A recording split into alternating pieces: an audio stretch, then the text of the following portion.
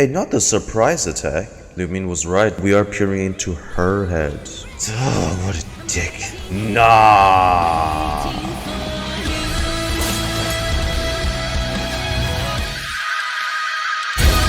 Another star goes out!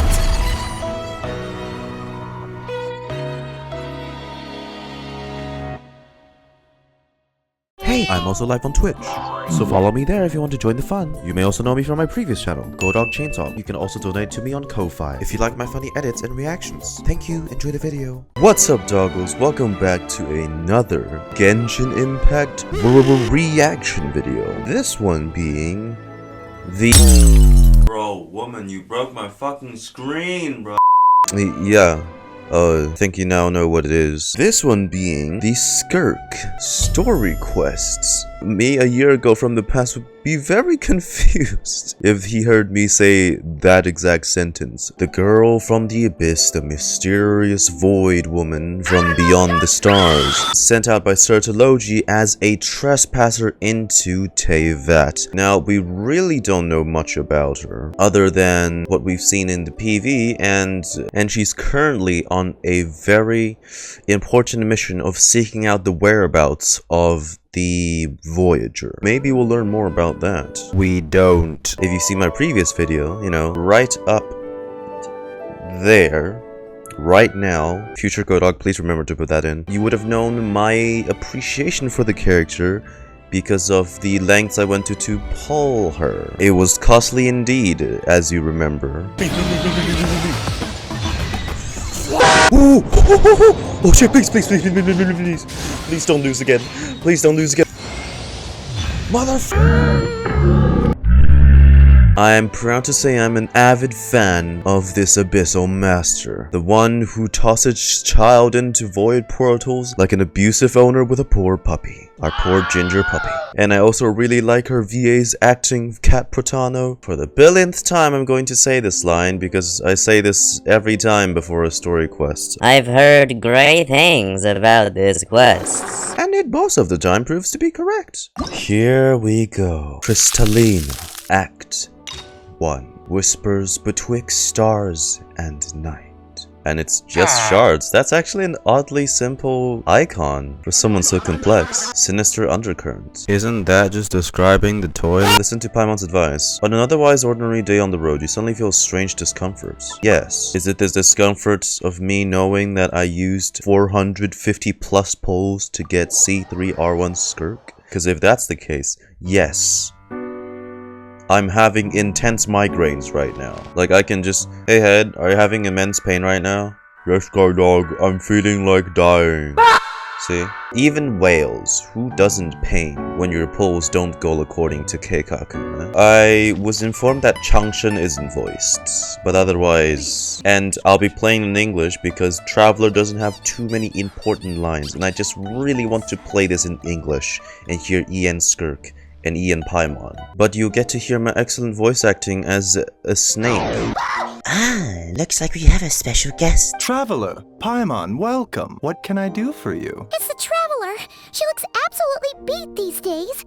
She has these huge dark circles around her eyes, like she hasn't slept a wink. Especially after the Archon quest? Yeah. I'd be more surprised if she didn't lose sleep. She's lost her lifelong sibling. We've forever lost the ether we know. It's so sad that the fact, I've come to terms with it now, as well as the Traveler probably, that we'll forever just be like a sidelined to Ether's main objective. As cruel as it sounds, her and Ether's bond is still more important than the fate of Conria. So, for her to be just ignored, no shit. You have to call her name several times before she snaps out of it. Can't I purify myself? Well, how's my pulse? Physically, you appear to be in good condition, Traveler. Afflictions of a non-physical nature, they fall outside a doctor's realm of expertise. Would have thought you had some advice, given it is all a fantasy land. We're not experts on this kind of thing. We should strongly consider calling in a specialist as soon as possible. Although I would find it interesting though, cause like, Skirk kinda wanted nothing to do with us, like she barely acknowledged us during Fontaine's finale, so why would she agree to... Get some rest. Paimon will be right here by your side. I just She sounds nice. Paimon blazing. They broke their trend of making the title card play out on a scenic shot. No! No! No! What is this? Also, Paimon's sleeping with us. Night Kingdom. Whoa. Well, just as Abyssal, I suppose. Isn't this where we fought the...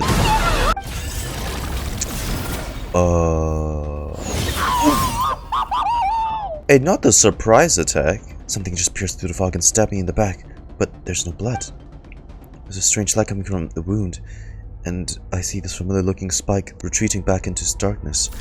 Just deep inside, it feels like a part of me is missing. Now a wave of fatigue is washing over me. Oh, we just get attacked in there. Traveler! And now we're worse than when we first slept. I'm not doing so good, Paimon. I need you to check if there's a cut on my back. A cut? Nope, nothing there. Did you have a nightmare? Things a bit more complicated than that. Okay, don't panic. Paimon heard that dreams tell us what we need by showing us the opposite. So, if you had a nightmare, maybe all you need is something to cheer you up. Come on. Paimon will treat you to something yummy. Oh, so that's why I had a dream of winning 50/50s. Also, it's weird. Someone already showed this file off after the preload, so this is the third time I've heard this line now. You and Paimon head to One Man Restaurant, sensing that something isn't right. Paimon orders a bunch of dishes to cheer you up. From the way you describe it, it sounds like you were really there. Paimon will stay up and watch over you tonight. Oh, you don't have to do If anyone that. tries to mess with you, Paimon will beat them up. Paimon's smile is a way of putting me at ease. Something stabbed me in my dream, but when I woke up, there was no sound. Still, if I focus on that area, I feel a vague aching. Almost as if, deep underneath the flesh, something is missing. Am I being cosmically stalked? The flesh remains whole, but the soul is incomplete. Left unresolved, the mind will wither away along with it. What the? Your child's master! Skrik? Ladies and gentlemen, Skirk, everyone. Master Skirk. The last time we saw you was at the Primordial Sea in Fontaine, right? Yes. Why have you sought us Then you out? left and never learned where you went after that. Child's been looking everywhere for you, by the way. If he knew she was here. Tell me, what is it that you saw? You. I'll take a glass of wine. Hey, don't be so rude. Oh, of course. Coming right up. Chef Mao's a good dad. Be nice. If I knew we'd be this busy, I wouldn't have approved Shenhe's vacation. She's working here part-time. If you want my help, now's the time to speak up.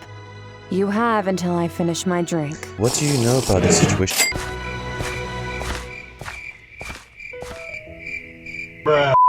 Part of your soul is damaged, and the wound bears traces of abyssal corrosion. Again, can we not purify ourselves if that's the case? Skirk's an interesting one, that's for sure. But from what Child's told us, she doesn't seem evil, at least. 1, 2, 7, 10. That'll do. Is that how big more pieces are? That thing was like a pancake. You're telling me that my Lumine has 180 million of these? Come find me in the Guili Plains when you're done here. Oh, and I left cash for the drink on the table. Settle the bill for me, will you? Zhongli, you could have made this smaller for the peeps of Teyvat, couldn't you? Wait, hold on. You overpaid. Here's your change. Oh. Oh, no, this includes the drink, so it should be the right amount. I didn't think you two ordered a drink. What? It was that lady who came and sat with us, remember? Oh, you did a memory wipe? You did a memory wipey? You sure? I could have sworn there were only 2 of you at that table. Oh, that's so weird. What'd you put in their dish, Chef Mao? Some kind of hallucinogenic mushroom?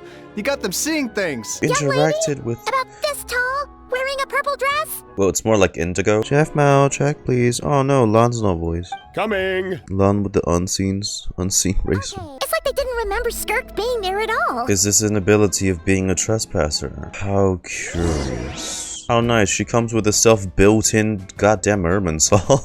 What the Rift Hound's doing? looks like they're collecting something. Let me nuke him. This is what they were collecting. God's remains. Yeah. From the moment they are born, all beings with great power have an impact on this world. Even if their body is sundered and their soul extinguished, their influence remains. Whoa. Gods are the most common example of that. The remnants of gods who fell thousands of years ago remain buried deep within the earth, carrying within them a warped She will didn't even and a bother dark killing curse. them. She just froze them there. The pure aura on this woman. What are you doing? Oh, to test if she's real. Nothing. Just wanted to make sure you were, real? She's definitely not a ghost traveler. Paimon poked her, and she's solid. Your life hangs in the balance, and that's what you're fixated on? Strange set of priorities. You're going to be helping me. I was just curious. If someone notices me, those memories are erased. Simple as that. Oh, I have no desire to establish a connection with the world. because you're a The trespasser. weak and the lowly have no right to remember me. They're lucky they only have a few missing memories to show for it. Okay, goddamn. Power doesn't come from nothing, and it doesn't just disappear for no reason. The remains aren't just gone, they were taken. Like part of my soul was taken. Very clever, traveler. You aren't the only one who had something taken from you. Something similar happened in Sumeru. Within the span of one night, countless consecrated beasts were slaughtered, and a large amount of the god remains buried in the desert went missing. Oh. Of course, god remains are just one of the targets. The culprit is chipping away at sources of power all over this world, including the Stella Fortuna above. You mean the stars? 42 of them have died out in the past few months alone. Whoa. In Conria, people believed that powerful individuals have corresponding Stella Fortuna. Even should that individual fall, their Stella Fortuna would not disappear, but gradually evolve into a new constellation. Something has been leeching power from this world, like a parasite steals nutrients from a host. It wants you. We're going to help each other. You are my ticket to uncovering this thing's true identity. Thank you. Don't get all mushy on me.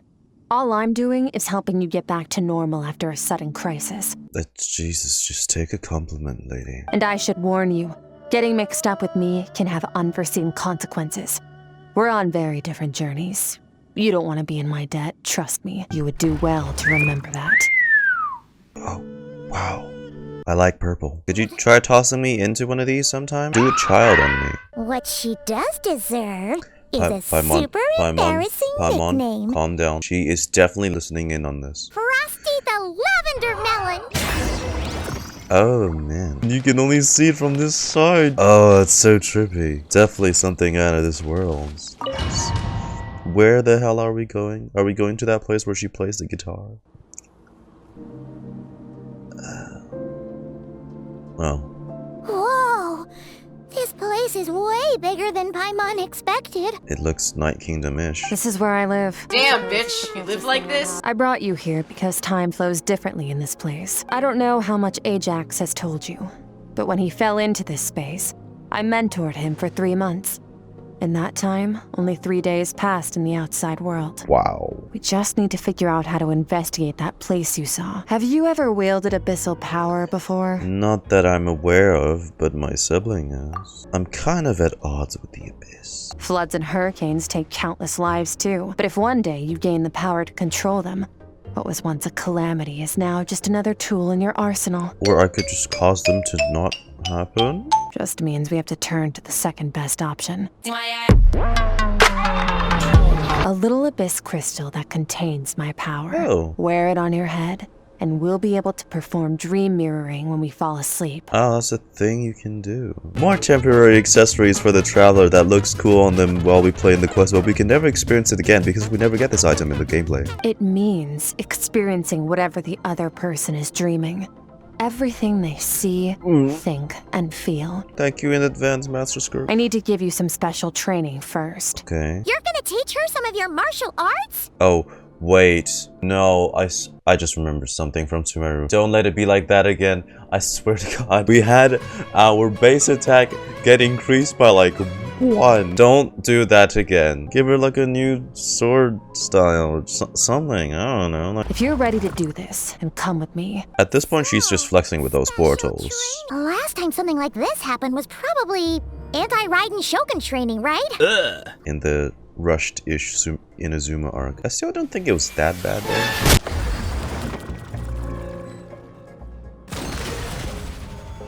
Oh, we're not gonna fight you, are we? Should I equip some artifacts? Just in case? Your training will be split into 3 stages.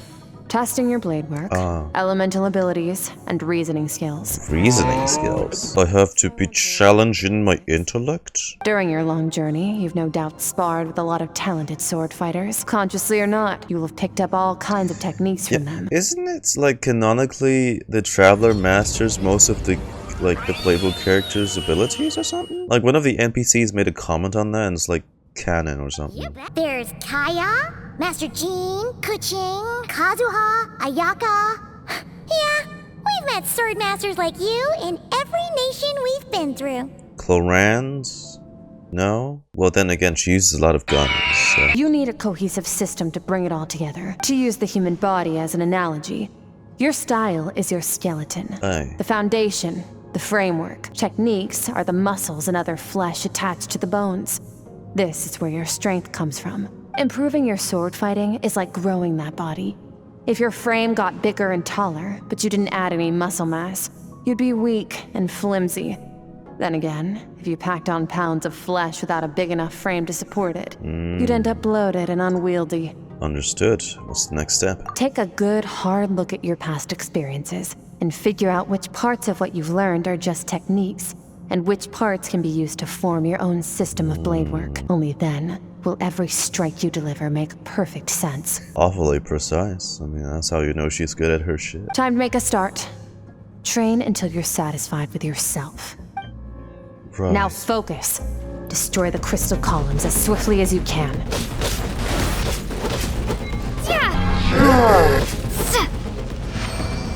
How is that? Oh, what the okay, pew pew pew pew pew. Thank God I have Hydro Lumine. Headspin! Hang in there! 900! Skirk, are we really doing this? I know I said I was capable and we traversed at least like 5 nations of it. 2 days later. Damn! Wow, we actually took the time to... Dude, that went on for hours probably. Master the sword you wield in your hands. Make it feel like a second limb. Or a third limb. Nice, nice. Did you like that? Amazing. This is transforming my whole view of the sword work. I'm using the same techniques as ever, but now they're having different effects.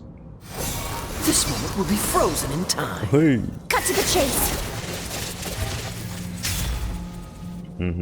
We really are in the zone right now. Now take that and practice it right away with speed, skill, and strength. Over and over until your hand is one with your mind. This is the only path to true growth. This is the closest we'll ever come to experiencing what little child has gone through. Step on up. Lynette. Dance with the waves. What? 刹那の光は世を照らし、 Damn, cosplay. 一様にて秋を知る。拙者がこの楓の葉で壁を切り開き。 Hey, he is using his story quest sword though. That's nice. Whoa, not the tumble. Should we master Bennett's one as well? You know. Oh.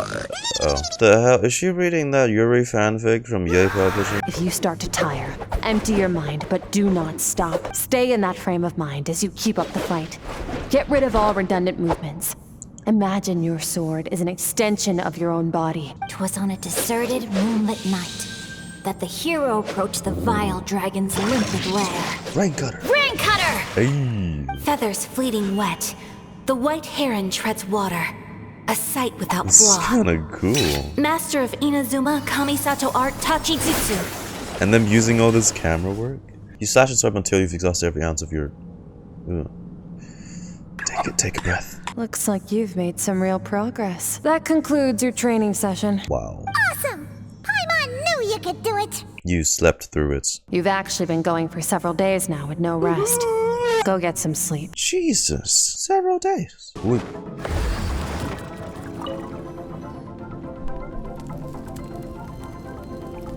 It's a kasha time. Why the fuck is the pot in the ground?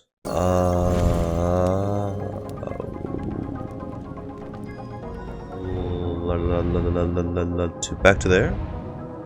Oh, no. Have I been pulled back into that place again? But Skirk said the dream mirroring would kick in when I fall asleep.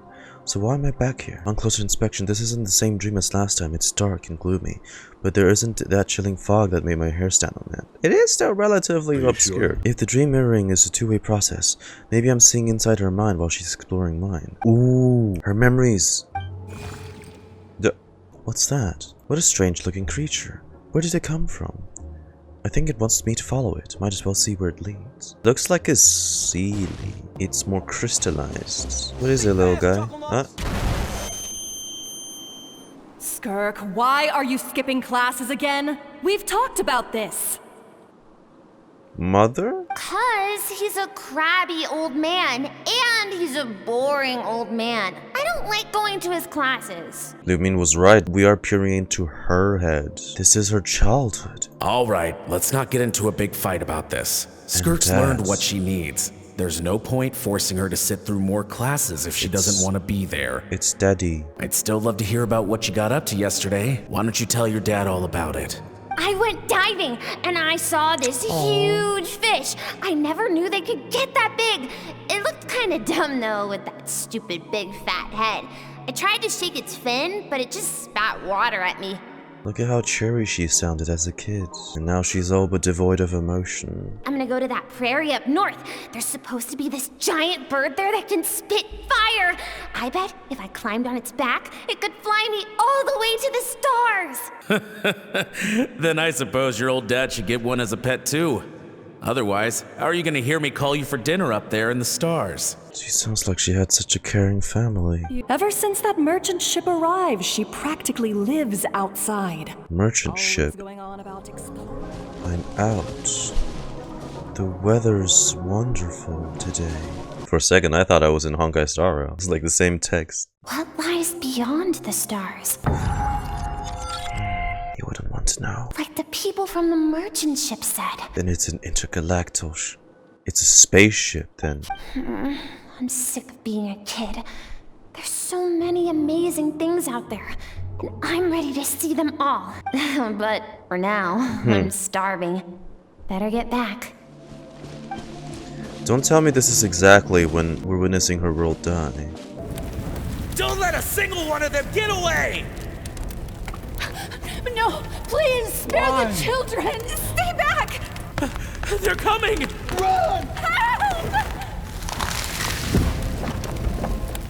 Eliminate the threat. What the? Take them down. Don't be scared. Ah! This way! We'll never make it! Fire. There's fire everywhere. Jesus, it is. What happened? Who are those forces? The merchants? Are they actually like space pirates or something? Why are you doing this? What did we do to deserve this? Captain, Zone 3 is clear and we have Zone 2 surrounded. Zones. Begin extermination. Remember the orders from Upper Command. No one is to be left alive. Upper Command. The only ones who put up a real fight are that man and his wife, correct? What's their status? Oh god, is it her parents? Jesus. I'll cut off their heads myself. What in the damnation? Dad? Mom? Oh god, their silhouettes are barely visible. Skirk, you're alright? Thank heavens. They're so transparent. I'm so happy to see you, sweet girl. But you need to go. It isn't safe here. You're bleeding a lot. Dad? Mom? Run, Skirk! Run as far away as you can! Don't trust anyone! Your dad and I, we're not afraid to stare death in the face, but we need you to survive. My clever girl, so curious. You're already so brave. I know you're going to grow up to be such a positive light in this world. Whenever you miss us, just play this song. Remember, life is a gift. Don't let darkness claim it. But she grows up to be The worst of traumas, the ones instilled in young kids like her. That trauma will just ultimately be what she lives with. Till now, probably. Stop singing! Shut it! I said shut it or I'll make you! Fine. Have it your way! Oh, God.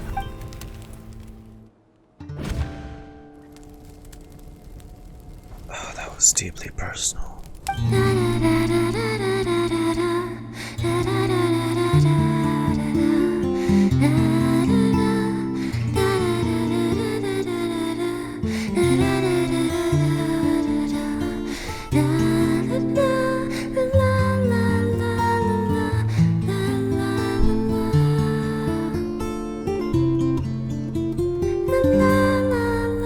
It's her tune from the trailers. It's her theme. It's a beautiful melody. I mean, hell, if that keeps her calm and at least quells those sad memories a bit, keep playing. You're awake. Time for the second stage of your training. Hi, Sensei. The focus is elemental energy. Come find me when you're ready to begin. Let's just best not bring up that we saw that piece of her past. Man, staying in the abyss feels so surreal, don't you think? I like purple. I don't mind living here. If we get a teapot realm like this, I will not change that ever. The natural energy of Tevat is, of course, elemental energy. But that's not my area of expertise. The abyss. Abyssal power, yes. Also known as the power of the Void Realm. My master, Sertologi, is a true expert in that area. After all, he was one of the group of 5 that infamously stole the all-encompassing power of the Abyss. An act for which the people of Conria gave them the epithet, the 5 Sinners. And you pissed off the HP. The elemental energy of Tevat, on the other hand, is derived from the power of the Light Realm. These two forms of energy exist in direct opposition to each other. There's something familiar about the power you use. It almost seems related to cryo in some way. Isn't that because you disguised it so? I disguise my power to make it appear cryo-like in nature. It's just you can't give us a real fucking... I mean, although they have been speculating that we're gonna start getting a series of, like, abyssal elements, right? I really hope they introduce a new element, but if it's not the case, they're gonna start doing more stuff like Skirk. It's like Void Ice, and then Void Fire, which is like Dane. It's a technique I learned from some Conrian ruins, known as the 7 Shifting Serpent. If you ever change your mind about delving into abyssal power, I can teach it to you. Abyssal power doesn't suit me. I have the ability to purify abyssal power. So I've heard. You seem to have a knack for removing abyssal power. Is purification really what's going on there? Power does not simply disappear. What are you trying to say? I eat it up. It's time to push yourself to the limit. And then keep pushing. This is the only way to advance at pace. Use the power of Animo to clear the field as fast as you can. Whoa, big suck tornado. Whoa. Thanks for setting up the torches, Master. Use the power of Hydro to destroy the spikes. I'm glad you're aware that the amount of Hydro I can do is only fucking water gun. How'd you like me, Master? Water jet, go! One more. Along my journey, I've gained different elemental abilities. Dendro. We never get to appreciate that side of us in gameplay. We never get to play around with multi-element Traveler, you know what I mean? The ability to wield elemental energy without a vision and switch between the elements at will. It means your aspirations need no approval from the gods. Ever since that quest last week, I've been suspect of just how I'm able to manipulate these elements with ease. So be graceful as the wind, tough as stone, nimble as lightning, flourishing like foliage. I can feel the power of the elements flowing through me, sometimes as peaceful as a flowing stream, other times surging like a raging river. If I close my eyes, I can almost hear their voices, but it's not like some wild beast battling me for dominion.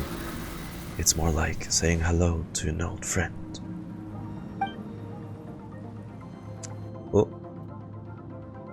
Oh. Ooh. Woo!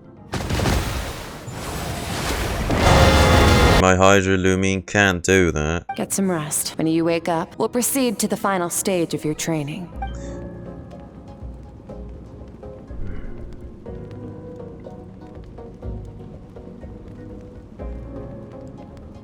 This place again. Who would be guiding us to witness through Skirk's life. What is the secret to power? Oh wow, we've already skipped forward a whole bunch. Sertology. You know, he looks awfully like that Abyss Knight. It is fear. No, he looks like Batman. The fear of losing those you love. The fear of watching your home burn. Fear of loneliness. Fear of death. Fear is the source of evolution. It forces humanity to adapt to their environment and overcome hardship. It is in the process of prevailing over our fears that we surpassed first ourselves, I don't know and then the rest of the what world. Sertology's intentions are. Teaching her combat and bringing her up. I don't know, it's just the contrast of all this. Sertology himself is an entire dark force. Hell, he's one of the sinners, right? We've established that. And to just nurture up such an innocent soul into this warrior. That's her childhood.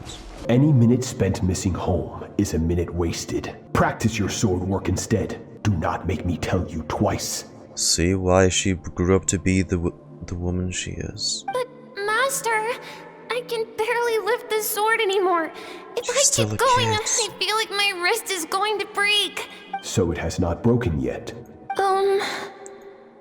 Then pick up your sword and keep practicing until it breaks. I want to hear the cracking and splintering of bone. Do you see what I mean? God, this is not fair to her. Bones can always be reset. What, through abyssal power? Is that why her limbs are like that? God, I hate this. Each time the flesh is torn and the spirit crushed, each time you claw back from the brink of death, you become stronger. This is not training, this is torture. Your potential goes beyond even what I could have anticipated. From now on, I shall show no mercy in your training. I don't know, Sertology, you kind of already were not giving a shit. My god, he's a terrible parental figure. Get up, Skirk. Wipe the blood off your face. Cut away the rotten parts of your flesh and mend what is broken. Like, literally? The way it's, like, we're viewing from the shrouded fog, it makes her seem darker. It's like she's turning into the same shade as her master, slowly. We're back. The dream is over, but I can't get that suffocating, oppressive feeling out of my head. I have so many questions about Skirk's past. Where did she come from? What has she been through? I know you've become as strong as you are today, but part of me just wishes some of these people just lived a normal, average life. I'm just glad she's not taken up as much of a ruthless approach as her master. Even though she's become like this, the last thing she wants to be compared to is Sertology. You must be able to think rationally, even in unpredictable combat situations. To simulate this, I'm going to attack, and you're going to block. Yeah? Ready? Oh! Yes. That defensive stance looks near unbreakable, just like your brother. Oh, that reminds me. You still don't know what happened to him, do you? I think I have a better understanding since last week, that's for sure. Oh, no, that's a distraction.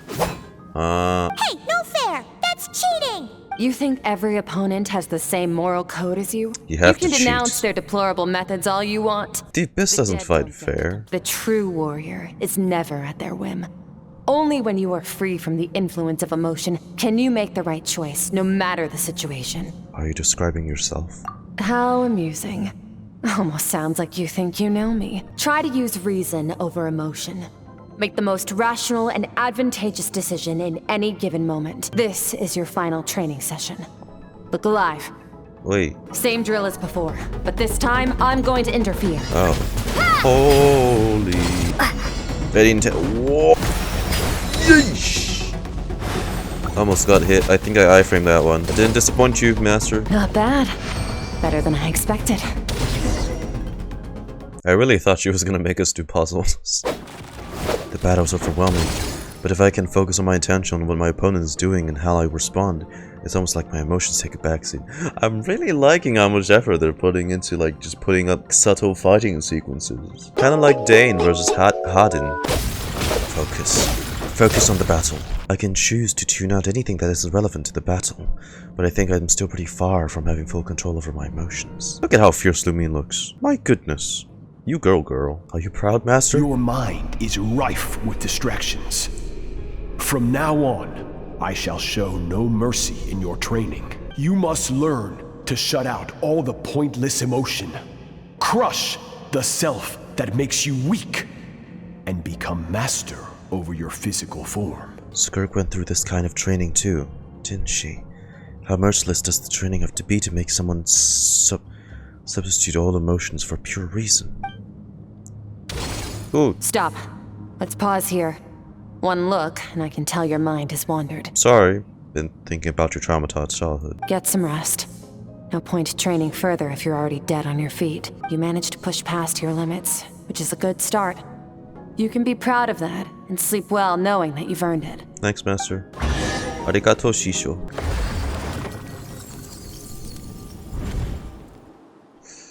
Yep. Shit. I don't see that strange creature this time, but I think I can navigate this space on my own now, even without it here to guide me. Oh.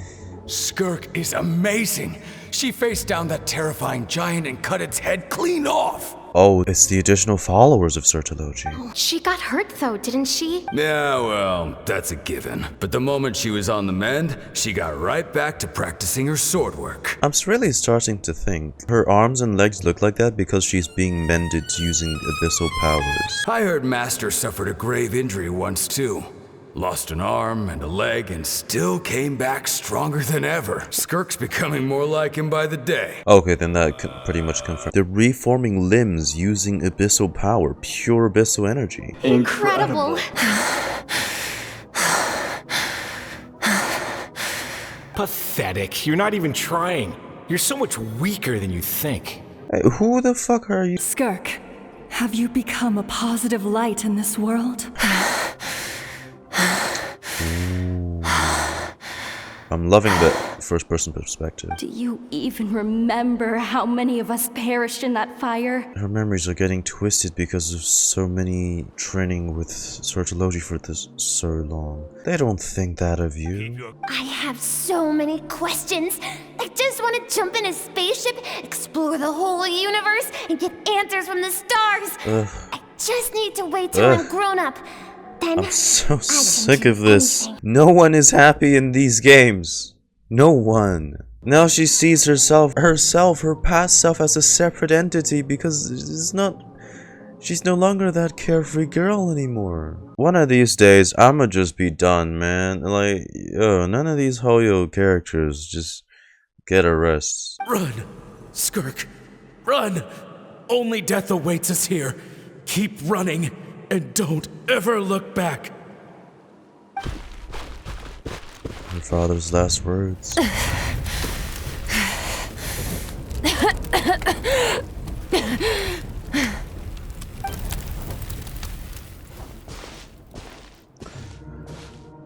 God. Oh. Let's see here. First things first, you need a new identity. Oh! Right, because Alice met her. Going around telling people you're from somewhere beyond the stars won't do, now will it?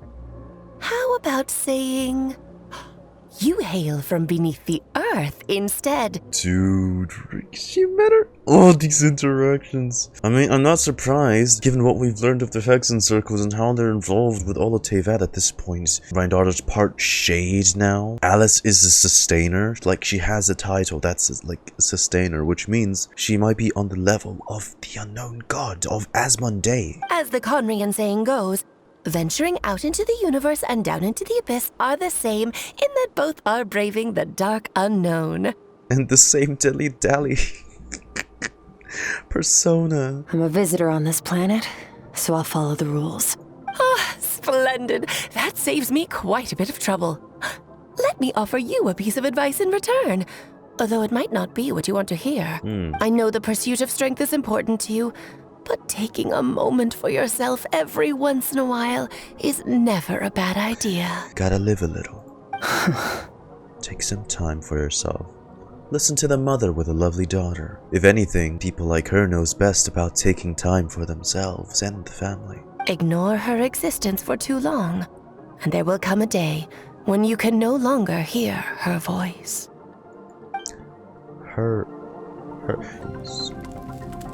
Oh. Who made that? Who's cooking that? Is it Paimon? Did you make that for me, Paimon? Wow. It is you, Skirk. I'm so glad she didn't grow up to follow exactly in Sir Tologi's footsteps. Because she still has a caring side. It's like really buried deep under there, but it's subtle. It's like subconsciously still there. I'm glad. You're awake! Jane, fucking. You must be starving, right? Ta-da! A barbecue feast just for you.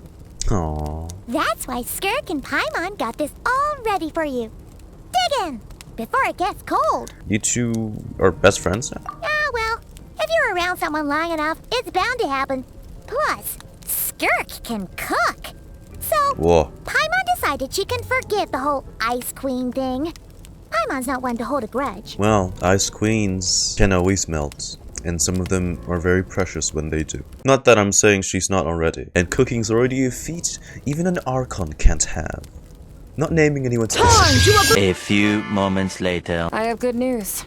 Yes. First, your training is complete. You have what it takes to wield immense power.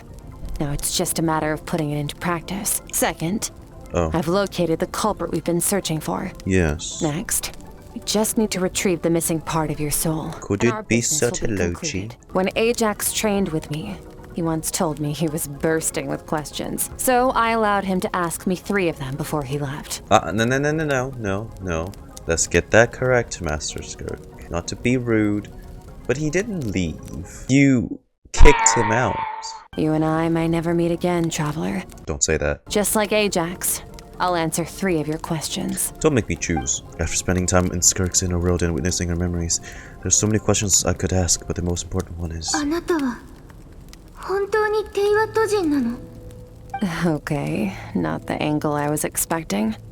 What makes you ask that?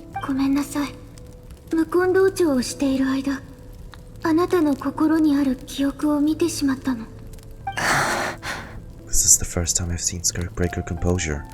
I guess this really took her by surprise. It's a touchy topic. I knew that was a possible side effect. Closed off my mind to you for that exact reason.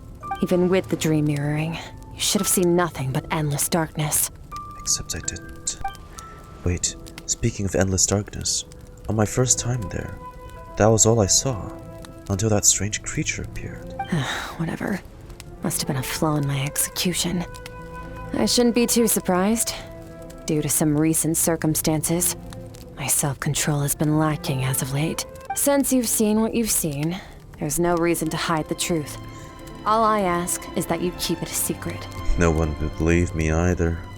It's fine. No, I'm not from Tevat. I'm from a different planet. And there was a time when I journeyed through the stars.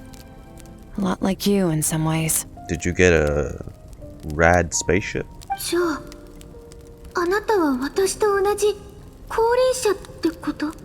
No, we're different in that respect. You're influencing the fate of this world. But me, I'm just passing through. Trespassing to find a certain someone. Several hundred years ago, my master, Sir Tologi, opened the border between worlds and sent me here. And one day, I'll return to the vast unknown of space. So, there you have it. On to your second question. To become stronger. For certain reasons, I need to bridge the power gap between me and my master as quickly as possible. But first, I need to understand the source of his strength. Yeah, he sent you down here so you can beat him. To do that, I need to follow in his footsteps. Walk the path he once walked. And somewhere along the way, I'll find out how to defeat him. That is my sole focus and purpose. You have one question remaining. Right. Skirk's goal is to defeat the Foul. I can hear how serious this is for her. I wonder what those certain reasons could be. So I guess looking for the Voyager is a secondary objective? You make it sound so easy. Ever since the incident I experienced Hey, my ginger. I've never stopped searching for Master Skirk and that unknown abyss. But it's been years now, and I've still found nothing. Maybe I should take this opportunity to get Child some answers.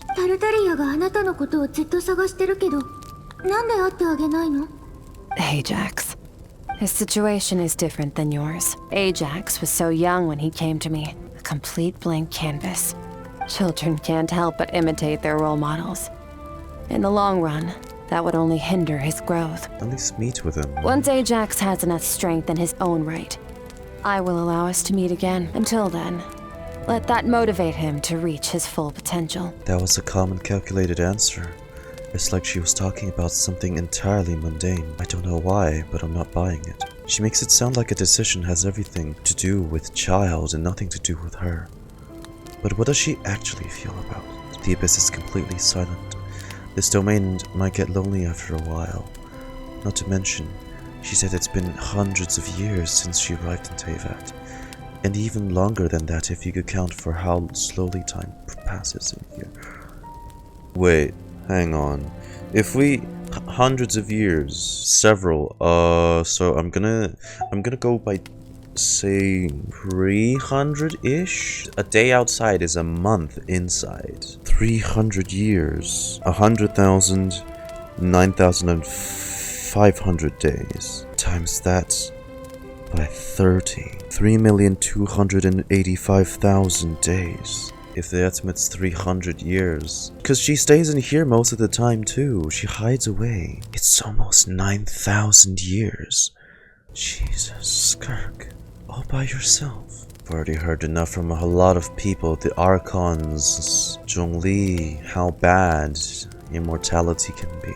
I doubt she'd give me a straight answer if I asked. Besides, I already used up my 3 questions. She was happy to give me cold, hard facts. But I still feel like I haven't heard her true voice. Wake up your companion. It's time to go. Oh, and everything I just told you. Best keep it a secret from her as well. You stay pure, Paimon. Stay as carefree as you are until you regain your memories as well. Holy baloney, it is near the Cataclysm. I miss this place. Wait, this is near the chasm, right? If we enter from here, we'll be able to reach that place from your dream. Why here specifically? Remember your training. Time to put it to use. All I've learned is in reality is smacking a few crystals, so I'm not sure how... what are your stats? Garbage. Doesn't really work well. I need 2 more cryo or hydro peeps. Whoa! Look at all these spikes! Careful! Don't get hit! You know what? The same powers. Okay, if that's you, Sertilogy, my goodness, this aim is actually horrendous. See? Come on, I was walking and you didn't even hit me. Absolute trash, man. The missing part of your soul should be nearby. Hold on! Look! The spikes are back! Oh, okay, you got 1 hit in, old man. Okay, that's 2. Youch. You're really trying to... Ooh. Oh, you got auto-targeting. Nah, that's not... Come on, Skirk. Show him who's boss. Hey. From the start, the attacks have been focused on me. Trying to break through my defenses? I see. You see her form when flying. Ooh, those shields. Oh! Oh, Skirk. Skirk? Ooh.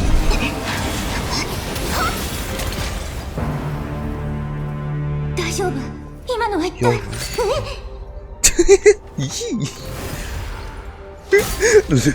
Lumine's reaction. Tail. Oh, is that me? Oh.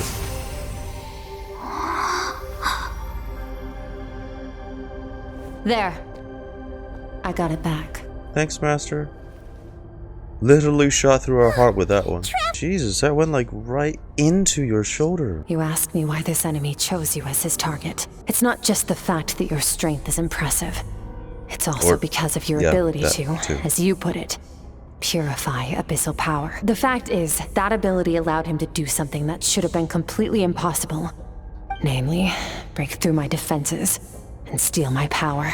Oh, that's why it looks like it was siphoning the energy from Skirk. He only stole your soul fragment because he knew the value of its power. Right, that goes back to the point she says. You can't just completely dispel abyssal power. So I was like sucking it in. By like stealing part of my soul and getting like a fraction of that power, said person sucks in the abyssal energy and takes it for themselves. Call it fate if you want. I believe that's the term they use in this world for arbitrary coincidences like this. Once I realized what he was using that power for, it gave me the chance to get back what you lost. But you... I'll cope.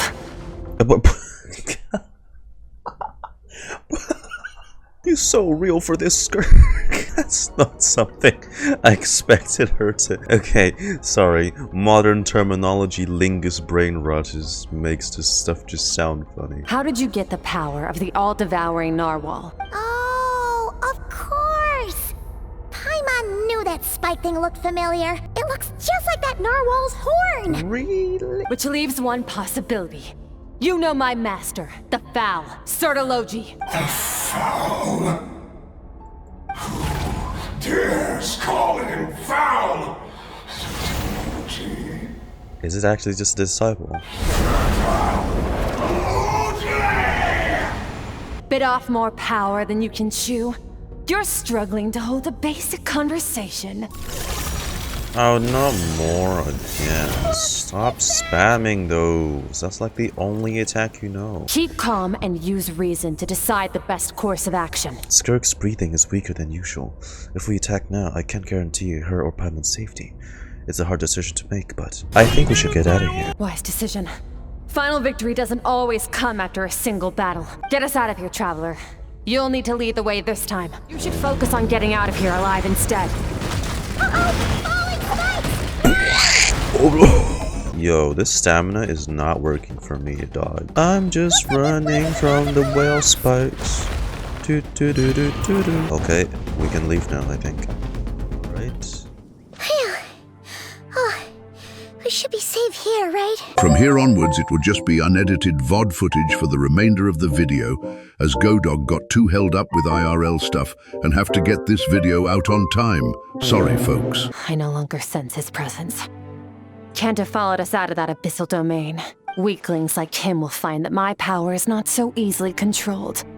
He won't be leaving that place until he's managed to digest it. I mean, if it really was Sertology, unless it's really good at concealing his power, I have a feeling that Skirk would recognize it immediately. With his power, he even managed to steal from you. From you of all people. You seem surprised. Look at those big eyes. I suppose that's fair. You've seen but a fraction of what that whale is capable of. That gaping maw could swallow a planet whole. Yeah, it was really small when we faced it. Call me crazy, but those eyes are pretty. It's a different story when it has no more power to feed off of. That's when its true voracious nature kicks in. It could devour everything on the planet in that state, which is why I cast it into that void space. But I hadn't counted on there being anyone left on this planet capable of wielding its power. To me, that says he must have encountered the whale a long time ago. Meaning, he must have known my master. Hearing you say the Foul definitely got a reaction out of him. The Foul! Everything I needed to know. And I believe that Like a brings our whiny child. transaction to an end. Now that you're whole again, you can get back to your own journey. I'll handle the rest of this situation myself. Or we can help you. No way! We can't leave now! Something was stolen from you because of Right, us! yeah. We have to help you get it back! We're responsible. This isn't my first taste of failure or losing power. When you fall, you get back up again and become stronger. That's how it is. But what if that monster finds you before you're all better? Plus, how are you gonna get home?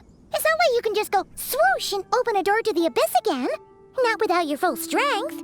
We do have a nice and comfy teapot. So, sticking with us for the time being doesn't sound so bad, does it? It's not out of pity. You said I don't want to be in your debt. Well, I still am. Fair enough. Then take this. What is it? A bag of Mora. Nothing in this world is free. I know that much. Such a contrast. You have a cute little pouch. Baiju, this person that's gonna rest in your room is definitely not And a extraterrestrial being. Okay. Wait, has Baiju just literally not disappeared since we started doing all that Skirk and stuff? This bag from Skirk has a ton of Mora in it. Does she have a job or something? Wait, no. After what we saw at Wamin Restaurant, that seems impossible. Can you imagine? It would go something like, I'll be collecting my paycheck now, boss. Oh, sure thing. Wait, who are you? Have we met? Claimed some buried treasure, took care of a few monsters that were causing trouble. Nothing untoward. It's safe to use. Oh. You heard all that? A sonorous voice like yours is hard to miss. I wouldn't be surprised if the sound of it traveled to the nearest mountaintop. Okay, she's not that loud. Not anymore. Then, did you by chance happen to hear Paimon's little, joke earlier? You mean when you called me Frosty the Lavender Melon? Paimon, you're dead. The truth is, Paimon didn't like you all that much at the start. But things are different now. You helped the Traveler in a big way, so... What do you say? Friends? Come on. Live a little. I noticed there was only one bed. Go ahead and get some rest. Wait, what about you? I don't get tired, and I don't need rest. Nope. I'm going to practice my sword work. That should help me regain some strength. That's not how you... But your shoulder... Hey, don't just leave! Well, I should have expected it. She has, like, about the same response in the teapot. Oh, is your Serena teapot a good place to spar? Skirk. Skirk. Skirk.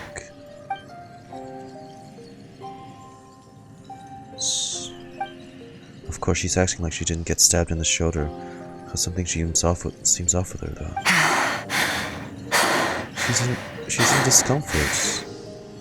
Quiet. Who's she talking to?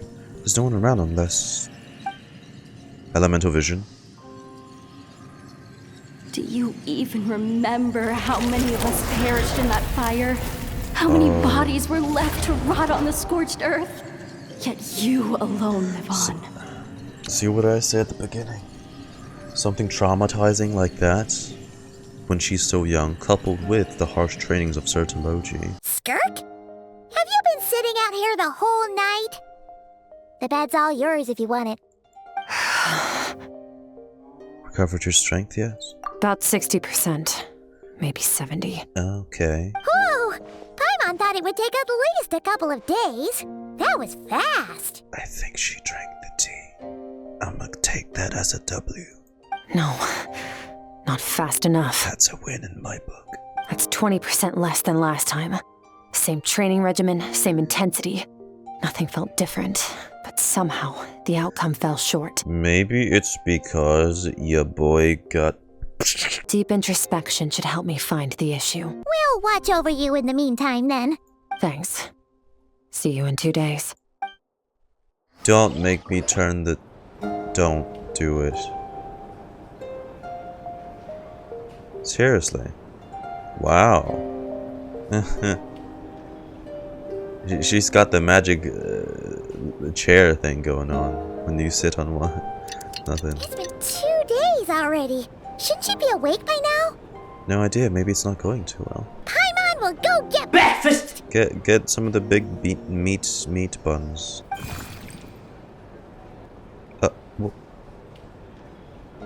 Oh. Wait, you can appear in the fizz. How are you here? What are we? 4th time. Whoa. There are towering cliffs, withered trees, and a dangerous river flowing from the horizon all the way over here. But it's broken up several times along the way, with a waterfall at each breakpoint. On closer inspection, the color of the water is changing. The closer I get to the lower portion, the darker it becomes, almost as if... Dude, I'm actually... There's a lot of custom domains in this quest. They're really putting in the effort. This is Skirk's inner world. Think of it as the threshold between the soul and dreams. You can speak This now. isn't your first time here, but what you remember is probably a space covered in darkness. I only managed to illuminate a small portion for you back then. It talks. Actually, it's my first time talking to someone like this. Who are you? I only managed to break free and bring you here because the injury weakened her power.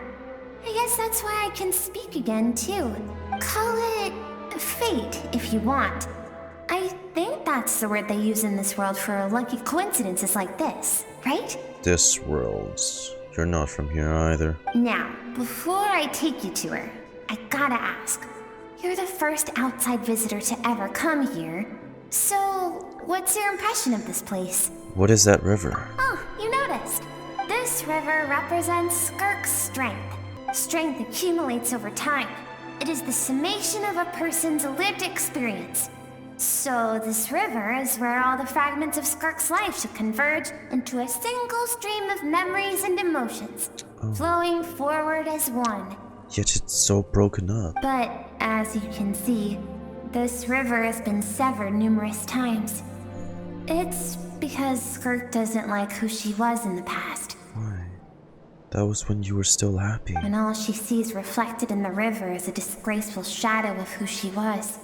She cuts through water and rock with the sword of reason, severs her connection with the past, and begins anew. Wait, that reminds me of something. You must learn to shut out all the pointless emotion. Crush the self that makes you weak, and become master over your physical form. This isn't my first taste of failure or losing power. When you fall, you get back up again and become stronger. That's how it is. I see. So it was Sir Telogi who had taught Skirk to replace all emotion with reason. And since then it's been a constant process of abandoning, refuting, and erasing her past self. I suppose that's the secret to her strength. But it's such a sad thing to think about. What has she been through? Why does it have to be this way?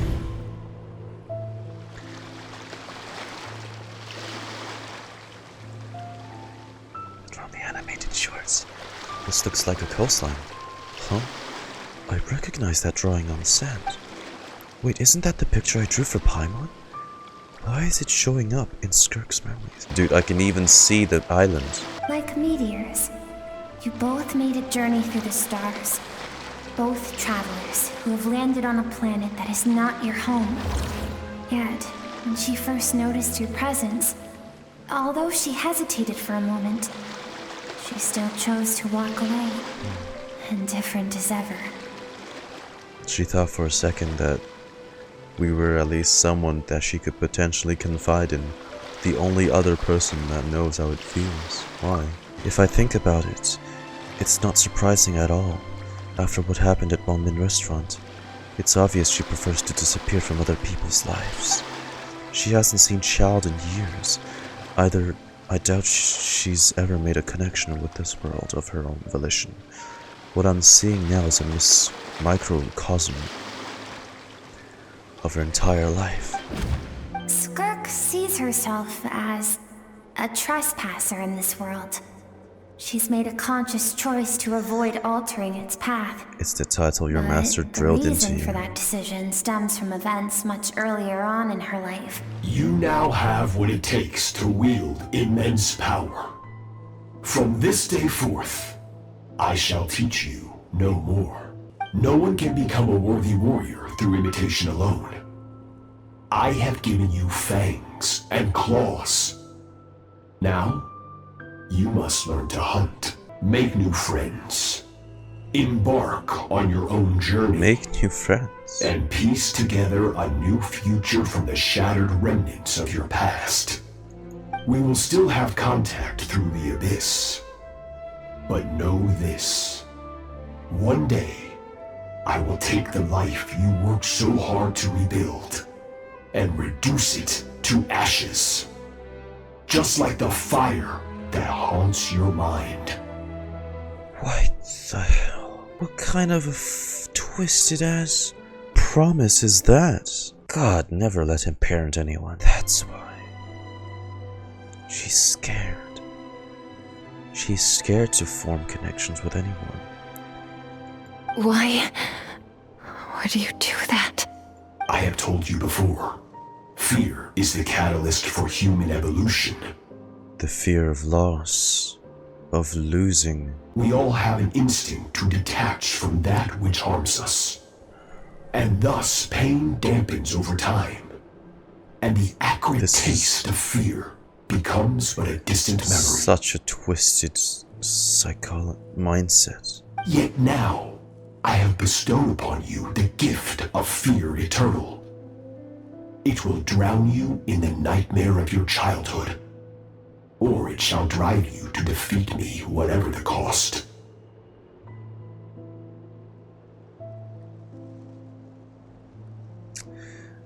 Man, fuck this guy. What the fuck is wrong with him? This one promise is why she's been haunted her entire... Oh, what a dick. That is what Skirk's master, the foul Sertology, looked like at one point in time. At one point in time, so he can change forms. I'm assuming what we fought was a shell, then. Of course. As a higher being, physical form is a triviality to him. He could appear as a beast, a human, or even a monster that defies description. The form you see him in here, clad in abyssal armor, is the one he usually wears when traveling through the stars. I used to think Sertology and Skirk were just master and disciple, like Skirk and child. No, Skirk's a prisoner. Now I see why Skirk chose to distance herself from humanity. Sertology told her to put down roots here, while at the same time threatening to destroy whatever life she managed to create. For certain reasons, I need to bridge the power gap between me and my master as quickly as possible. Because she's scared to lose. I need to understand the source of his strength. She's scared to lose everything. She's... everyone. I'll let you in on a little secret. The real Sertology is terrifying. This isn't the real Sertology? The scope of his power is impossible to understand until you experience it firsthand. It is absolute. The power to crush all things. This makes me sick. Oh, it's even younger, Skirk. Did she actually break? I have set your broken wrist. Ooh. Tomorrow, you're to train twice as hard. No tears this time. Good. Attempting to garner sympathy through tears is a habit of the weak. A pitiful, useless ploy. Can I ask a question, Master? Why did you save me? I keep thinking, maybe it would be better if I had died. I wouldn't be haunted by that fire all the time. I wouldn't have to go on like this. I saved you because I have a plan for you. It has been too long since I fought a battle that demanded my full strength, and I hunger for it. Every so-called genius and prodigy I have faced has crumbled like sand underfoot. Before me, even fate bends the knee. He merely wanted something to satiate himself. Ah, that's so selfish. I will teach you everything I know. Train you by whatever means necessary, in the hope that one day, you might surprise me. Just so you have someone to face you? I don't want to draw my sword against you, Master. What you want matters little. Among the boundless sea of stars, the cries of the weak are but faint murmurs that disappear into the void. You of all people know that well. Yes, Master. From that day forward, all she knew was grueling training, emptiness, and fatigue.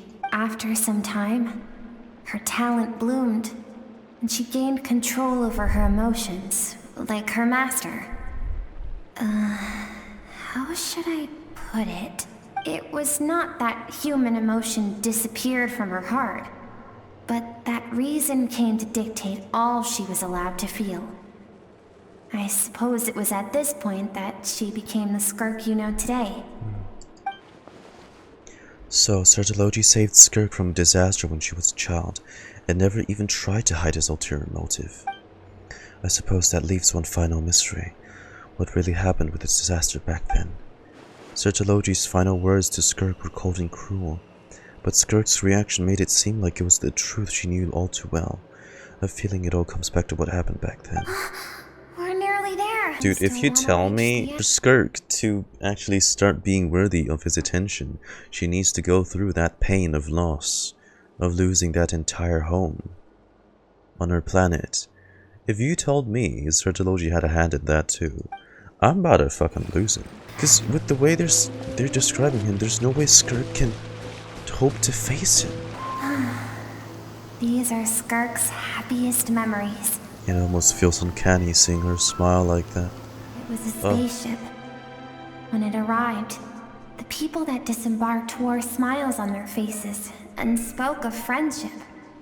They claimed to be merchants from a neighboring planet, looking to establish trade.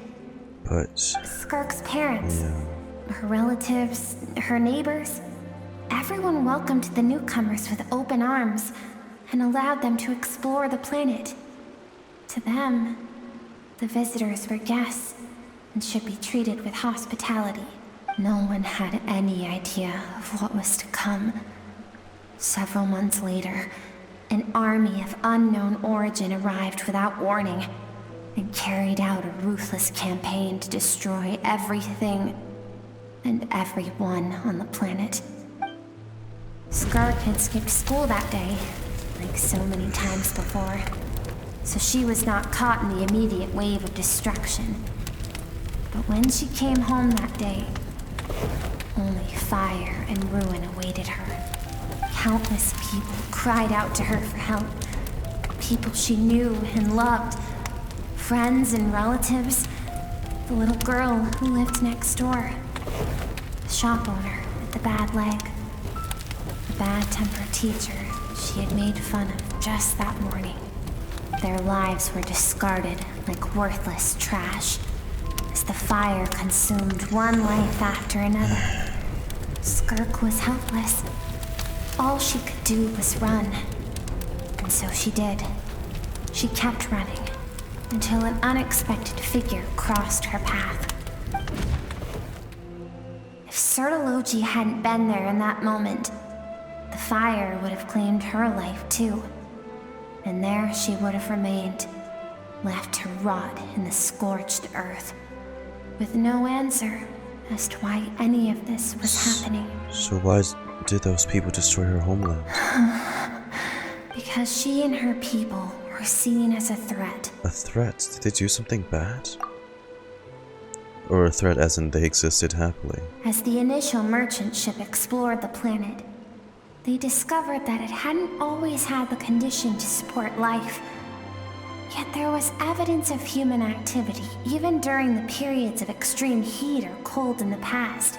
Further research revealed that, over time, the people of this planet had evolved the ability to adapt to any type of environment or energy source. For that reason, the outsiders viewed them as a potential threat, and decided to eliminate them before the threat could rear its head. And so, they were just the army was called, Ugh. and the so-called danger was wiped from the face of the planet. Just because of speculation? All those innocent people. Senseless, isn't it? Deemed a threat because of a gift they didn't even know they had. Perhaps it was their own innocence and kindness that doomed them. But in the end, that was lost to the blaze as well. If those with power get to decide good and evil, then all you can trust in is the sword in your hand. And so, before death could claim her, she ran. She ran and never stopped.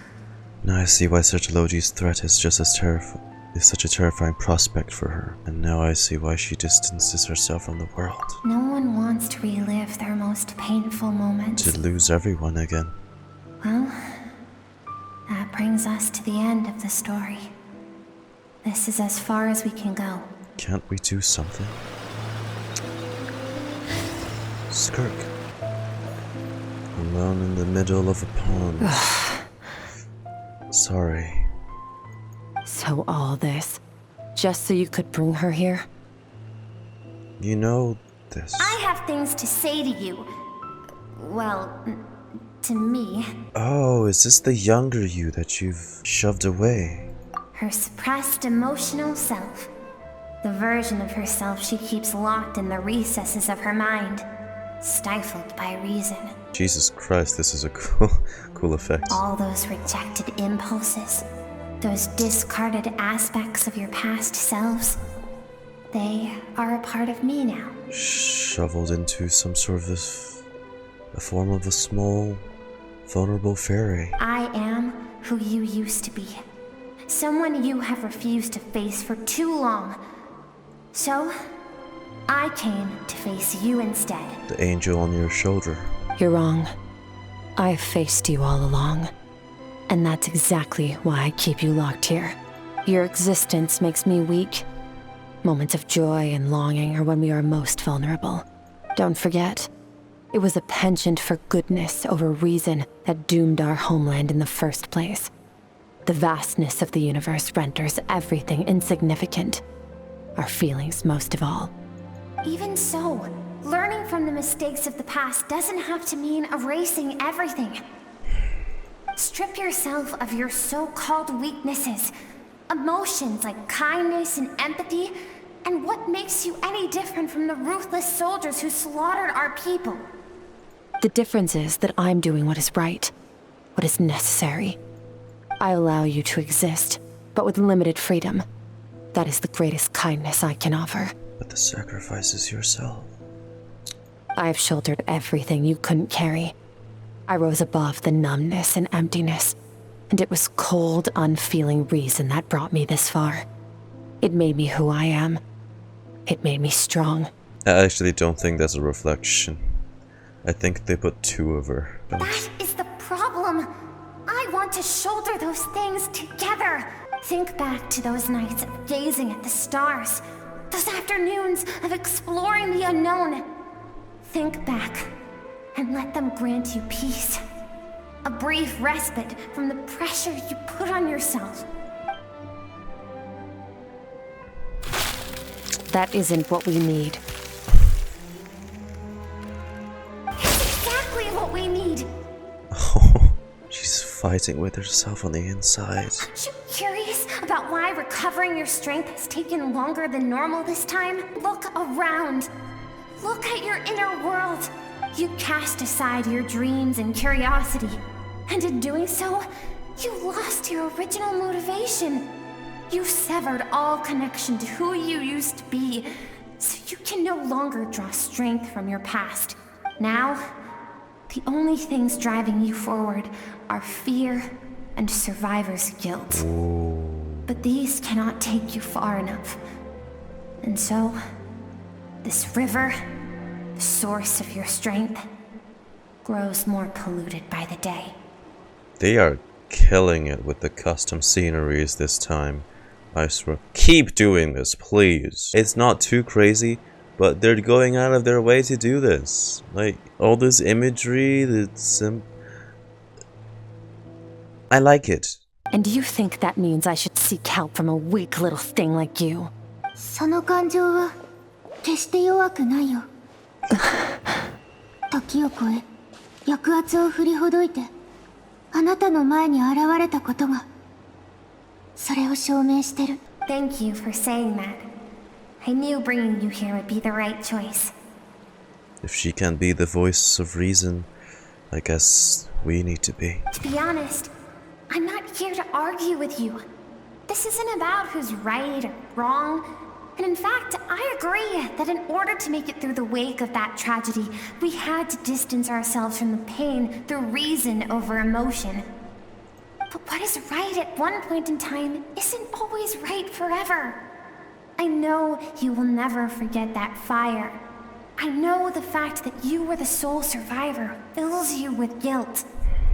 And I know that among the voices that haunt you, mine is there too. Because deep down, You know that you didn't turn out to be the person you wanted to be. Someone forced you into this. All those unfulfilled hopes are like knives to the heart. And I don't want you to hurt anymore. So even if you can't accept me, I hope, at least, that you can let go. Keep thinking. Maybe it would be better if I had died. I wouldn't be haunted by that fire all the time. I wouldn't have to go on like this.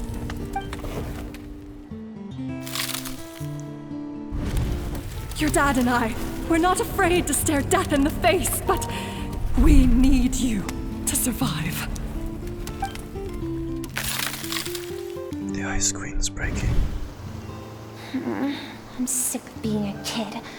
There's so many amazing things out there, and I'm ready to see them all.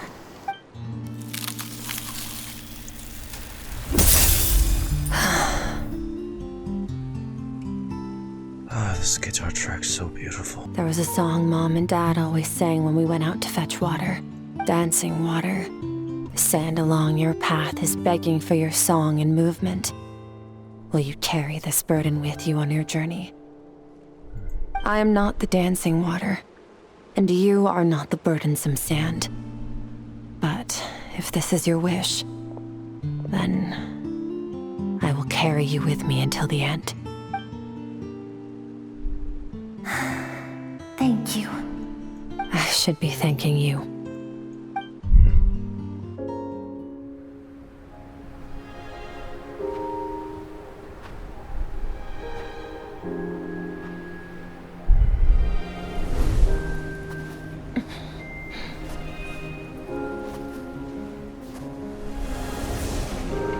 Run, Skirk, run! Remember, leave no one alive! Heed my words, Skirk. Let fear take root in your soul. Did you survive? Why was it only you? Skirk, did you become a positive light in this world? She keeps remembering these same.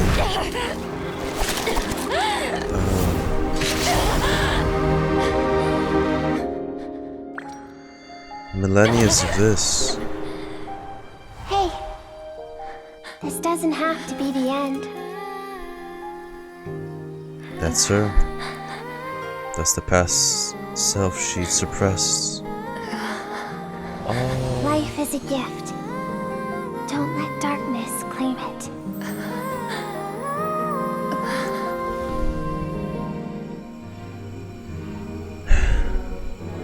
Oh, the stars.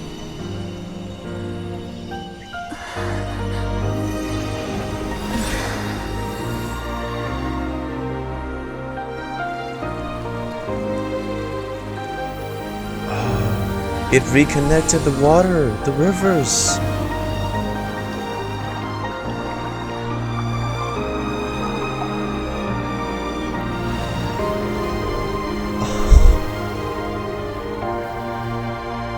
The reason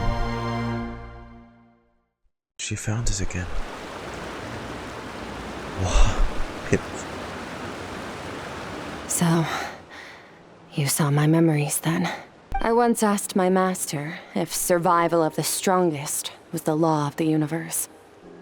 It's so beautiful how it flows from the sky. He said no. But in a world without order, those with no moral boundaries tend to be the ones who survive. That isn't true strength. Power is not a substitute for doing something doing what is right. That's why, after hearing his answer, an idea came to mind. An idea that, one day, I would create a new world order. One in which there would never be another tragedy like that fire. One in which power was not the law of the land. God, that was so beautiful. But that means I must defeat him.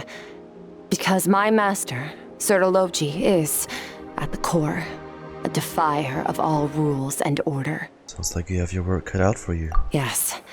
And not just because of the gap in our abilities, but also because I have no reason to see him as an enemy. Although his decision to train me was not made out of kindness, he did everything a master should. He saved my life, taught me the sword and the principles of strength. I still don't like him. him. For that, I respect him. But he intends to face you in battle one day and destroy everything you hold. I know. Dear. And it's not something I want. But Master never goes back on his word. I have to treat everything he says as a promise. He's no longer into that, but he sends me messages through the Abyss every now and then. Most of them are simple greetings, He's out or of an the answer world. to one of my questions. Every time I hear from him, my heart skips a beat. And I wonder if this is the moment where he'll finally appear before me and tear down everything I've built to pieces.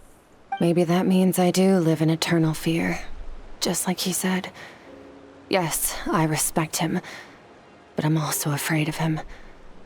And for that reason, the pursuit of strength consumes every moment of my life. Because fear is strength. I don't know what Master has planned, but I have to be ready. If he does attack you one day, I'll help you. Help me? Why? This isn't your fight. Because if we want to build the world we both want to see, 一人の力だけで成し遂げられるものじゃないと思うから、たくさんの人が同じ目標に向かって努力すれば、いつか優しさは銀河の隅々にまで満ちるはずだよ。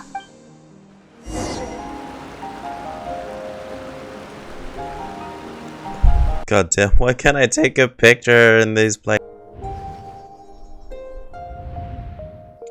Oh, you're finally awake! Honestly, Paimon was gone for like 2 seconds and then she comes back and finds you both unconscious? You scared Paimon half to death! I taught you to incorporate the experiences from your journey into how you fight.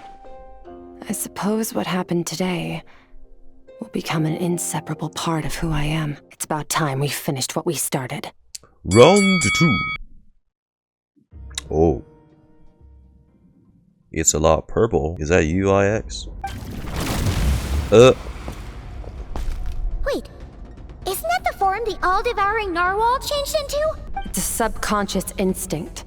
Any intelligent being who longs for his level of strength is bound to mimic his appearance. Really? It's a natural response after encountering someone as powerful as Master. Oh, simps. Nervalette isn't here this time, so it's up to us. He won't have the nerve to steal again after we're done with him. Let's teach this guy a lesson. Your boy finna get nuked to oblivion. Go! Wipe out! Go, go, go! Okay. You fool! I have over 70 alternative moves! Mine to wield. Fuck you, bitch! Take that, you imitator. Hey! Wait, not the dual cutscenes this patch. If you count the first one, this is 3 cutscenes. Yo, we are eating!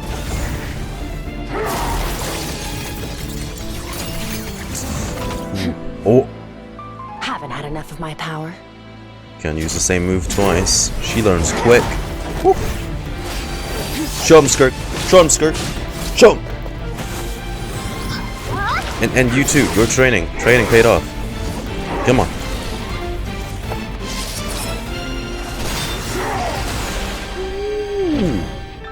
Oh. That's a cheaty.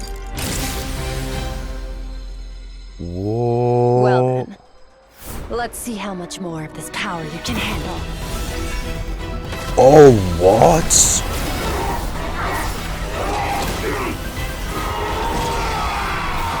When did she...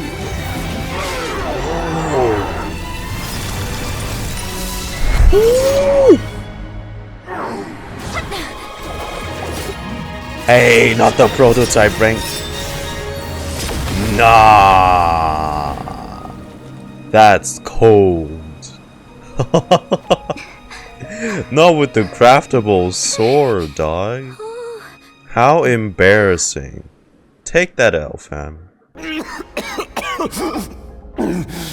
Oh, it's an actual. Who the? Of course, it's a Conrian, but who the hell? It's a. Oh, well, it's. Have you come to your senses? It's an old bloke too. Who? You saw that my body was at its limit. So, you deliberately channeled your power into me, knowing that it would destroy my shell from within. Power move. Such power. Such keen battle instincts. So, you must be. Who the hell is you? Skirk, Sertologi's disciple. How long has it been? How long has he been away from Tevat? Hundreds of years. Hundreds? Sorry, it's a lot to take in. I should introduce myself. I am Skofnungr, a friend of your master and one of his followers. Not disciples, just followers. This is the first time I've heard your name, Skirk. But hundreds of years ago, I knew you existed. And I knew you would come here. The story starts a long, long time ago. In a galaxy far, far away? I was born into a noble family in Conria. As the eldest son, I was set to inherit our title. But I contracted an incurable illness as a child, and everyone gave up on me. I trained the sword harder than anyone else, defeated all of my peers. They like using these. But it was all in vain. When other people looked at me, all I saw in their eyes was pity or a strange glee in my misfortune. Even my parents were just waiting for me to die. Over time, my heart hardened, and I became aimless. That was the point where I met your master, Sertologi. We were similar in age, but different in background. He was born in prison, the son of criminals who had been sentenced to death. He spent his childhood wandering the streets, facing more criticism than the literary works in the Universitas Magistrorum. He always wore a smile on his face, as if kindness and malice were one and the same. I mean, and he could not see the difference. I'm not surprised, but he's the cuckoo ones. I still remember what he said to me when we first met. You need to fight to survive. Even if it's a losing battle, it should light a fire under you. How can you sit back like this and go down without a fight? That does sound like something he would say. He was the first to acknowledge that I was worth something, and he inspired me to keep going. When we sparred together, it was the first time I'd actually felt the thrill of combat. When I was 10, he stole forbidden research materials and managed to cure my illness. It was like there was nothing in this world he couldn't accomplish.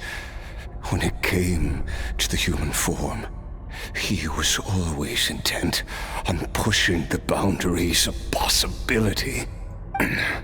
But somewhere along the way, I fell behind. My talents were nothing compared to his, and at some point, I realized he had pulled so far ahead, I was too embarrassed to even ask him to spar.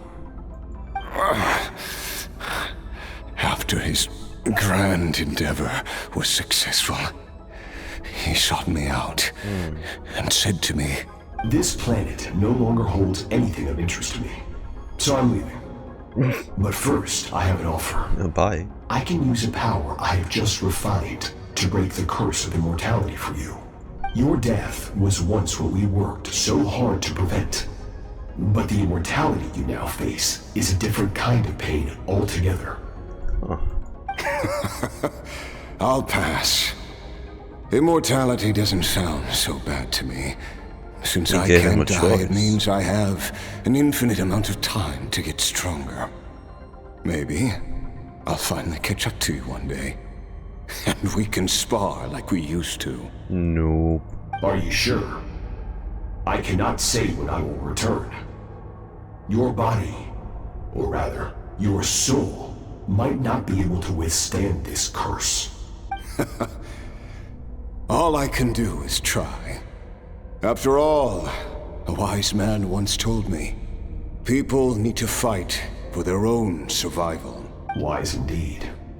Nevertheless, if you grow weary of the pain of immortality, and wish to experience a good sparring match before you wither away, seek out my disciple. Disciple? Never thought I'd hear that word coming from you. Nor I. But Vedifenir said I was destined to find a disciple out there in the universe, and bring her to Tibet. Dane's brother? You know as well as I, Vedifenir's prophecies are never wrong. Oh, so I take it you grew tired of being alive. All Vedifenir said was that one day, the stars shall bow in her honor. Sounds pretty impressive. Of course. Only the most outstanding people would have the right to become my disciple. An outstanding skirk is indeed. Oh, and if you were serious about getting stronger, I left you a little gift in the primordial sea. As I've said before, walk whatever path you want. Freedom means even the wicked get to make their own choices. Waiting for me in the primordial sea was the all-devouring narwhal, already beaten into submission by Sertologi. In its weakened state, I was able to cut off part of its flesh and sew it into my own heart. Ew. Of course, I bear the curse of immortality. Ugh, gross. Even with that whale's ability, devouring power like that is not something the human body can withstand. With your body and soul constantly at the breaking point, it was the curse of immortality that sustained you, but that is not the path to strength. You have to pour your heart into it, work for it, dream of it. Instead, you stole something that didn't belong to you, want to steal it from me backfired. too. You're right. I should have known better, but I had already pushed myself to my limits, and he was still miles ahead of me. I miss your master. I miss the days when we were all together, troublemakers without a home. I don't regret the choice I made. But if you'll allow it, I do want to apologize. To both of you. After the beating we just gave you, I think we can call it even. You're an interesting one as well. Sertologi's disciple. That's a lot to live up to. It can't have been an easy experience. I know what he's like. He rules with an iron fist, using despair and fear to force you to catch up to him. All the while, standing ever out of reach. Fear being the primary. We're like mountain climbers in the dark, never knowing how much higher we have to climb, or when we will see the sun again. True. But I made up my mind long ago. No matter how dark it gets, I will not give in to despair. I will overcome it. Besides, after hearing your story, I suspect what Master really wants is not a battle that demands his full strength, but rather a defeat without regrets. Oh? Since you're his friend, you must have some things in common. First time we came here, when you stabbed me through the fog and stole my power, I felt no emotion coming from that spike. But when you had to devote all your strength fighting me just now, I could feel joy and passion emanating from your blade. It was the joy of a researcher discovering the truth of the world. The joy of an artist uncovering a temple of wonders. Interesting. I'm certain I didn't express those emotions outright. Yet you were able to read them from my blade, like a glimpse into my inner world. You're right. That battle brought me an unbridled sense of joy, and my defeat brings me no regret whatsoever. Exactly. I think Master also craves a battle like that. One where his opponent forces him to use all his strength, unlock the extent of his potential, and transcend his own limits. A battle to end all battles, after which all can come to an end, including, perhaps, his life. I suppose he's tired for once. For that very reason, good and evil are meaningless to him. He has one purpose, one goal. It's incredibly selfish. Oh. It's one of the secrets to his strength. Perhaps you're right. Perhaps that is his call. What a battle that would be. Oh, to witness such a... Are you okay? Too many different kinds of power are surging through my body. The curse of immortality allows it all to coexist, but it does not remove the pain. I won't be able to hold on to my sanity for much longer. What a shame.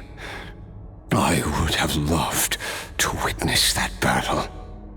Can we purify you? Sertologi once offered to free me from this curse. Now, I must ask that of you, Skirk. Can you release me from the pain? I can, but not through death, if that's what you are hoping for. It's not a suitable punishment for your crime. As an alternative, I can take your consciousness, along with all the power you've consumed, and smash it to pieces. Jesus. The impurities will dissipate, and under the curse of immortality, your mind and body will regenerate. When that process is complete, you will be back to who you were before, no longer tortured by powers you can't control, but it will be a time-consuming and painful process. The decision is yours to make. I accept. And who knows? Perhaps I'll wake up in time to witness your great battle with Sertologi. I have faith that you'll be able to stand against him one day. Though I know it'll be a long and arduous road. If we are climbers in the dark, it appears the dawn has finally broken for me. But your ascent continues. At least, it looks like you are not alone on your journey. I will reach the top of this mountain, no matter what it takes. And you, Skofnungr, will be my witness at the end of all things. Ooh.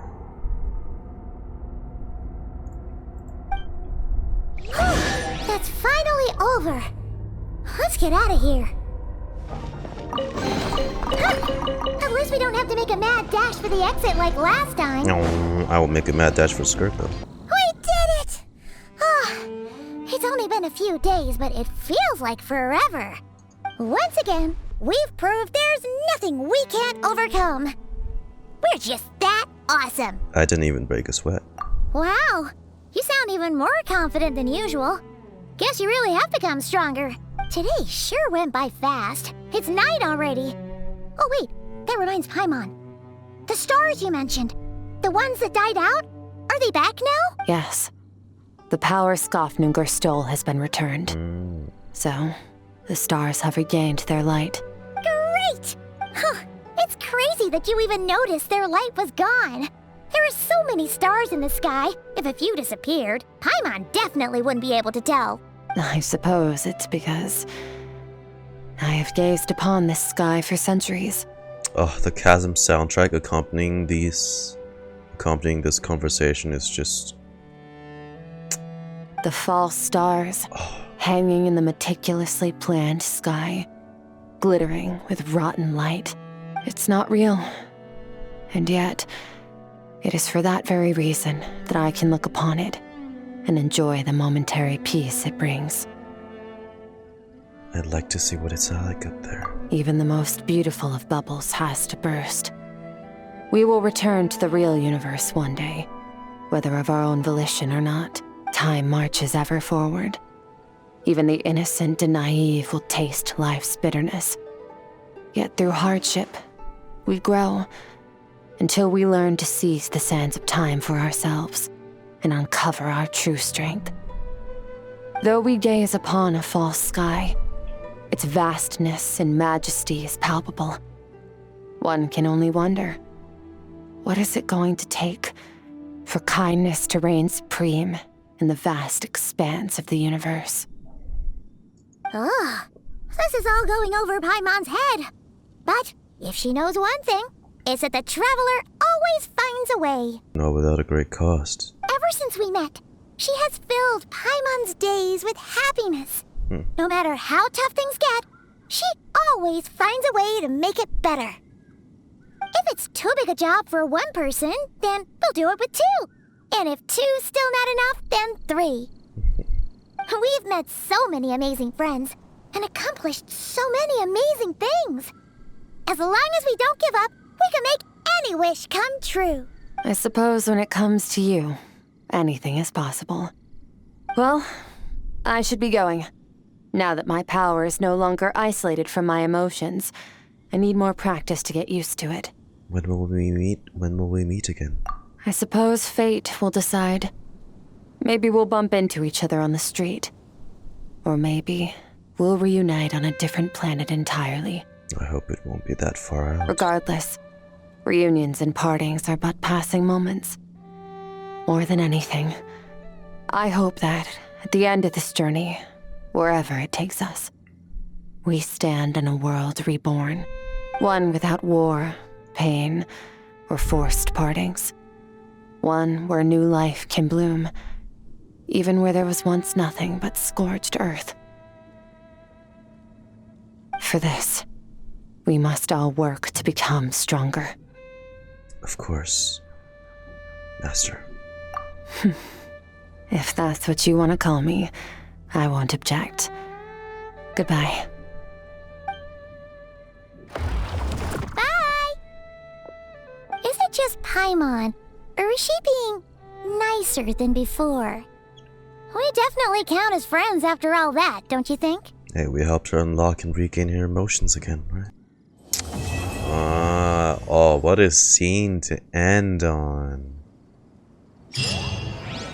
And we get to keep it! What? No! No! Whoa! An Abyssal crystal, gift from Skirk to you. When worn, it can be used in your sleep to dream mirror with her. Oh, no way! We get to replay the CGs? Not that one, or that one, or that one. Okay, this one's cool, but I'm not gonna go and admire the one where she's running away from her burning house where everyone's dying. What does this do? What a quest. And this, no, you can't, they definitely put a lot more work into this one than your typical ones. I mean, obviously because Skirk is like a very lore important character. Hoyo's new Ayaka or something. Cause usually we get that 2D animated CG cutscene and that's it, right? That's it, that's the cutscene for the story quest used up. But no, they said I got one more in me and then threw in the typical 3D animated CG as well. It's not just any CG, that's a whole fight sequence. We worked hand in hand with her with excellent coordination. That last part with the sword chuck into her hand, a worthless piece of trash weapon, slice and dice up. And this gave us a completely different perspective on Skirk. Her being the Ice Queen and just that terrible, terrible past she had to experience. It makes me feel so bad for her, honestly. But the good thing is, we managed to help her regain that lost part of herself. Reawaken her to the importance of her memories, not to shove it deep inside herself. Because of the fear, the very fear that Sertology keeps instilling upon her. And speaking of Sertology, by the way, dude, screw you, man. I don't care if your sole purpose is to seek out or to complete myself, to get absolute power. You're not the savior Skirk deserved. You only happen to be there at the right moment. What did you do with this poor gal you found in a dying world? I'm going to traumatize every waking moment of her life, make her go through utter devastating torture, drill into her head the fact that emotions are weak, our physical body is weak. It's the fact that it was Sertology that found Skirk and built Skirk into the warrioress she is today, that someone can finally oppose the likes of him. Because someone like Sertology, we definitely can't allow to keep continuing in the realm of the living. He's too dangerous. He literally had us in the first half, not gonna lie, with that promise during the memories part. I was thinking, oh, that's oddly kind of him, you know? Set off on this new journey by yourself, Skirk. Go make new friends, form new relationships, new bonds, just so I can come back and destroy everything you love. That's some sadistic, twisted ass shit. Like, the point of that is so, like, more fear drives Skirk, right? That fear is always there, that she's gonna lose her loved ones and her friends one day, so she can remain strong. Sertology's terribly stubborn as well, but him as a force of evil is, no, really great quest. And I'm really happy we had Skirk wake up, you know? We reconnected her strength back to herself, the source, right? Helped her find herself again. This is a side of Skirk I never expected to learn this soon, for that matter. If there's one thing I gotta say after I did this quest, I do not regret C3 R1ing her a single bit. I hope you guys enjoyed my reaction to Skirk's story quest. Let me know what you guys thought about it. I thought it was fantastic for just how well it was crafted, like cinematography wise too. Like, there was a lot of custom scenes they did, like, to accentuate the emotions in that very scene. Thank you guys for watching. I'll see you lot next time. Peace.